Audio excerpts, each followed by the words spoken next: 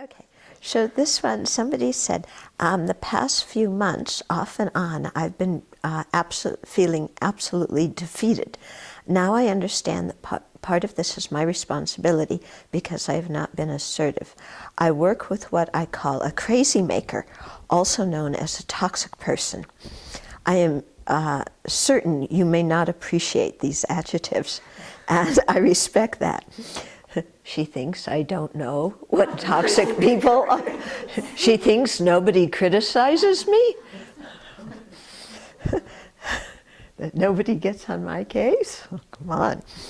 Still yet, how do we not feel defeated when in the presence of a sentient being that behaves in a verbally abusive way, and that is a bully?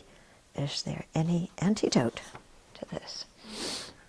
So, I do have difficulty with the labels, crazy maker and toxic person, just as I do with, delinquent and honor student. Because I think what we do then is we pick out what we consider to be one quality, well, first of all, we take one quality of a person and we project our value judgment on it. And then we think that's all the other person is.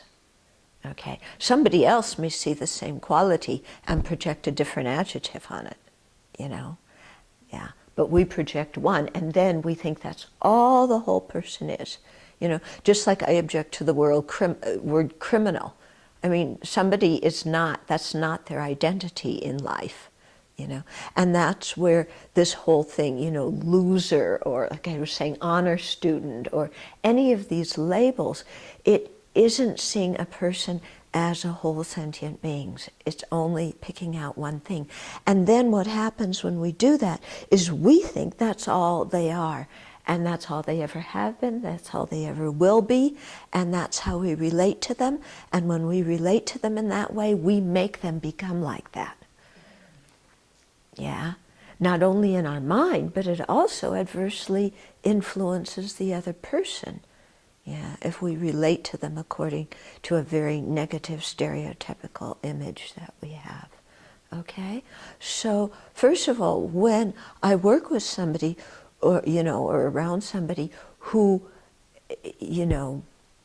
disturbs my mind, yeah, or who's very critical or deprecating or whatever, I try to see this is a sentient being who's suffering, okay?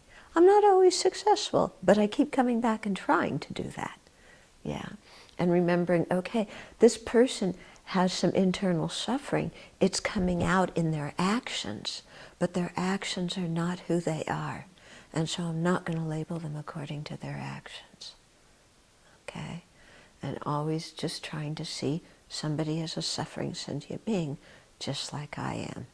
And if I see them that way, then there's possibility for them to change, for me to change, for the relationship to change. Okay? Now, if I'm with somebody who is, completely undermining me and deprecating me and da-da-da-da-da, depending upon what the social relationship is with the person, then you respond differently. Okay? Sometimes the social relationship is one where you can go to the person and just say, when you say these kinds of words, this is how I experience it, this is how I feel.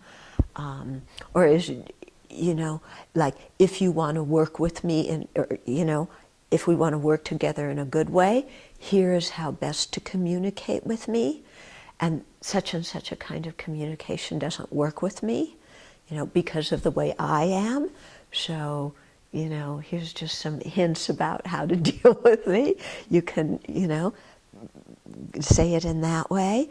It depends upon the situation. Some situations, you just have to say, that's really not appropriate. Or you have to say, that kind of talk is getting off topic. We're here to accomplish this task. Let's come back and accomplish this task. Yeah.